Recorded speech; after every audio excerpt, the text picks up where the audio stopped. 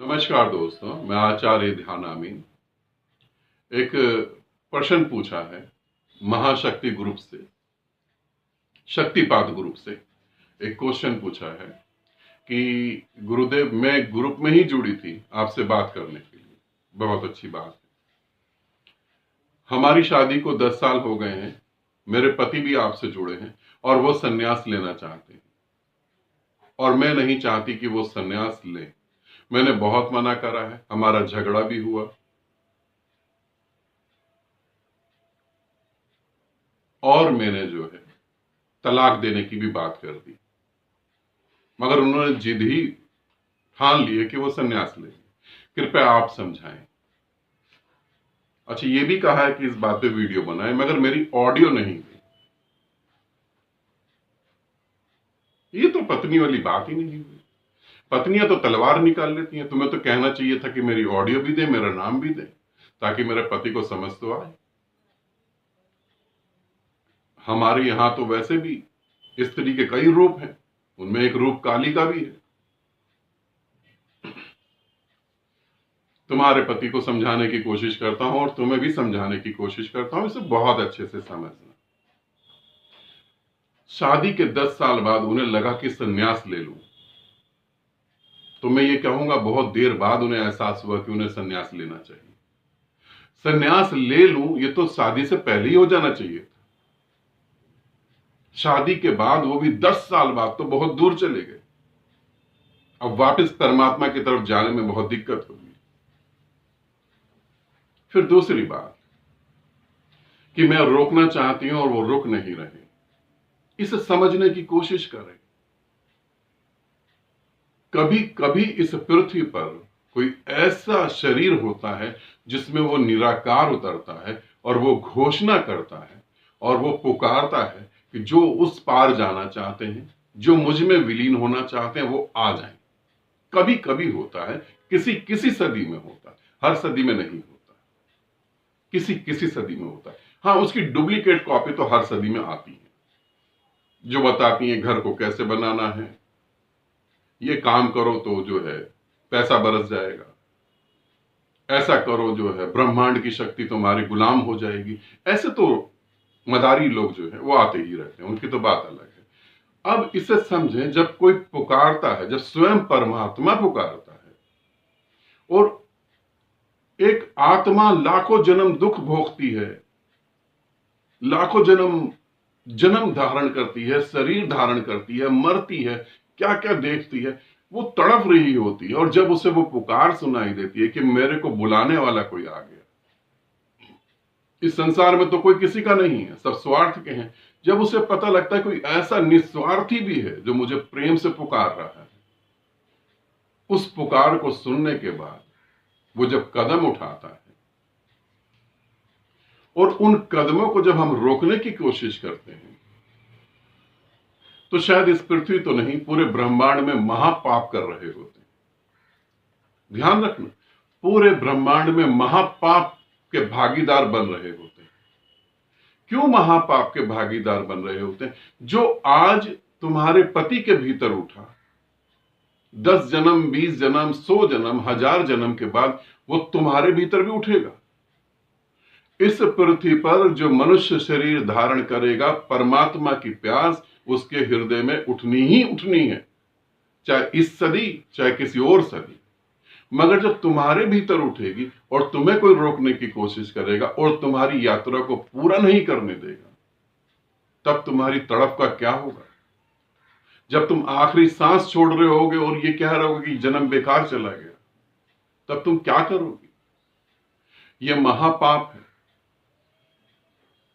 कोई संन्यास लेना चाहता और तुम उसे रोक रहे हो, यह महापाप है। इससे बड़ा कोई पाप ही नहीं है। स्वयं उसके भीतर परमात्मा के आशीर्वाद के कारण ही वो प्यास पैदा हुई थी। पूरी तरह से तुम बर्बाद हो सकते हो, पूरी तरह से। तुम नर्क का द्वार खोल रहे हो, ऐसा नहीं तुम नर्क के बीच में जाके बैठने की कोशिश कर रहे हो। उस व्यक्ति को, और फिर और मजेदार बात, ये भी मजेदार बात है, वो व्यक्ति जो संन्यास लेना चाहता, अगर वो तुम्हारी धमकियों पर अगर वो तुम्हारी बातों पर, तुम्हारे इमोशनल टॉर्चर पर अगर वो रुक जाता और संन्यास नहीं लेना चाहता, तो उसकी प्यास 2 कौड़ी की होगी, उसकी प्यास ही नहीं होगी, इंप्रेस हो गया होगा। मगर जो सभी विरोधों को सहकर और संन्यास लेने के लिए चढ़ पड़े, गति में आ जाए, कदम उठा दे, वो परमात्मा के उस आसन का अधिकारी है। वो वहां पहुंचने के लिए ही पैदा हुआ होगा। फिर तुम्हारी समस्या भी मैं समझता हूं। तुम्हें लगता है कि संन्यास लेंगे, घर छोड़ के आ जाएंगे, मेरे बच्चे मैं कैसे पालूंगी, लोग मेरे को क्या कहेंगे। जब वो संन्यास लेंगे, तो संन्यास का अर्थ ये नहीं है कि जब वो संन्यास लेंगे तो कोई एक चमत्कार घटेगा और वो बुद्ध हो जाएंगे और वो घर बार छोड़ देंगे। तुम संन्यास के लिए रोकोगी तो वो घर बार बिल्कुल छोड़ देंगे, इसे समझना। बुद्ध के पिता ने कोशिश करी कि बुद्ध संन्यास नहीं ले, बुद्ध जाए नहीं कहीं भी, और बुद्ध जो है घर छोड़ के भाग गए। जिन भी लोगों को घर छोड़ना पड़ता है, इसी कारण छोड़ना पड़ता है। बुद्ध भाग गए, 6 साल बाद उन्हें परम ज्ञान घटा, घर आए। पिता ने कहा कि अब तो समझ आ गई, चलो अब राजपाट संभालो। बुद्ध ने कहा नहीं, मेरा राजपाट कुछ और है। हम द्वार द्वार जाते हैं और ज्ञान बांटते हैं, और जब ज्ञान हम वहां बांटते हैं तो हमें जो मिलता है उससे हम अपना जीवन जीते हैं। बुद्ध के पिता ने क्या शब्द बोले उस समय। बुद्ध ने कहा, अच्छा सम्राट होने के बाद भिखारी बन गए, भीख मांगते हो घर जाके। बुद्ध मुस्कुराए और कुछ बोले नहीं। पिता का अंतिम समय आया, अंतिम समय में उन्होंने बुद्ध को पुकारा, बुद्ध आ भी गए। ये संयोग था। तुम अंतिम समय में किसको पुकारोगे? सोचो जरा, तुम क्या करने जा रही हो। और यहां वो सन्यास लेने की सोच रहे, और वो सन्यास लेने आएंगे तो उनके भीतर कुछ घटेगा, और कुछ घटना, इसे समझना, उनके भीतर ऐसा प्रकाश घटेगा, ऐसी दिव्यता घटेगी, उस दिव्यता को लेकर वो घर नहीं छोड़ेंगे, वो वापस घर में ही जाएंगे और वो वही काम करेंगे जो काम कर रहे थे। अब बच्चों को वो ज्यादा प्यार करेंगे। अब पिता परमात्मा हो गया और निस्वार्थ प्यार कर रहा है। अब बच्चे के प्रेम को, बच्चे की डिमांड को अच्छे से समझ पाएंगे। अहंकार नहीं है अब उसके भीतर, तुम्हें वो अच्छे से समझ पाएंगे। अब तुम्हें पत्नी रूप में नहीं, परमात्मा रूप में तुम्हें प्यार करेंगे, क्योंकि जो परमात्मा हुआ उसके लिए सब परमात्मा हो गए। अब भागेंगे नहीं, अब अहंकार मुक्त होकर जीवन को जिएंगे। संन्यास है जिम्मेवारियों से भागना नहीं, जिम्मेवारियों को सही से समझ के उनके साथ अच्छे से जीना, एंजॉय करना। अब तुम्हें, तुम्हारा पति जो है अब वो परमात्मा हो गया। अब वो तुम्हें किसी और दृष्टि से देखेगा, किसी और दृष्टि से समझेगा, तुम्हारा जीवन कंफर्टेबल हो जाएगा। जो सही तरीके से मेरे साथ जुड़े और साधनाएं करी, उनके जीवन में परिवर्तन आया। उनके घर में जो झगड़े होते तो वो बंद हो गए, दृष्टि ही बदल गई, और दृष्टि बदली तो सृष्टि बदल गई पूरी। आंख बदली तो संसार बदल गया, समाज बदल गया, सब कुछ था, सब कुछ वैसे ही, मगर अब सब कुछ बदल गया। तो मैं तुम्हें यही कहूंगा कि यदि तुम्हारे पति किसी शिविर में संन्यास लेने के लिए आए, तो तुम भी उनके साथ संन्यास लेने के लिए आओ। और देखो, जब तुमने 7 फेरे लिए थे तब यही तो वचन दिए थे ना, कि जहां भी चलेंगे हम साथ चलेंगे। तो वचन निभाने का समय है। वो परमात्मा के द्वार पे परमात्मा होने जा रहे हैं, तो तुम भी चलो। तुम पीछे क्यों छूट गए? तुमने कहा मैं उन्हें समझाऊं। समझ की जरूरत तुमको है, तुम समझो। तुम जो जीवन जी रही हो, सही सही तरीके से अगर सोचो, जो तुम जीवन जी रही हो, इस जीवन को ही जीने के लिए तुम इस धरती पे आई थी क्या?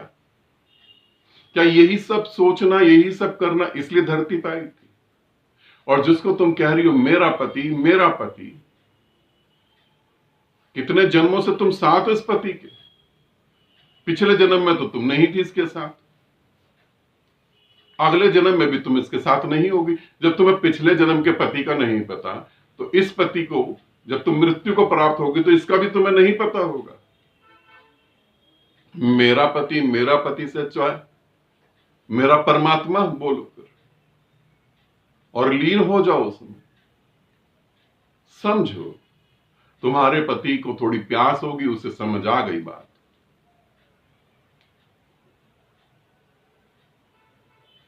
तुम भी समझो इसे, यहां कोई किसी का नहीं है, सब स्वार्थ है। इसे समझो, सब स्वार्थ है। बच्चा माँ बाप से प्यार से बात करता है कि चीजें, वस्तु, सब कुछ मिल जाए, जल्दी से बड़ा हो जाओ। माँ बाप जब उसे डांटते हैं कि तू ऐसे नहीं करेगा, ऐसे करेगा, बच्चा मजबूरी में, शक्तिहीन है, लाचार है, सुन लेता है। जिस समय बच्चा बड़ा होता है, माँ बाप बूढ़े होते हैं, तब बच्चा अपनी शक्ति दिखाता है। और जब माँ बाप कहते हैं हमने तेरे लिए ये करा, फलाना करा, तब बच्चा क्या कहता है? जो सभी करते थे वही करा, मेरे लिए कुछ नहीं करा। अपने अहंकार के लिए तुमने करा, मेरे जन्म के लिए तुमने कुछ नहीं करा। तुम तो एंजॉय कर रहे थे, मैं तो पैदा हो गया। उद्देश्य जन्म थोड़ी ना था, उद्देश्य तो अपनी वासना भोगना था। इसे समझना, यहां कोई किसी का नहीं, सब स्वार्थ है। अपने पति से बात करो, और बात रही तुम तलाक दे दोगी,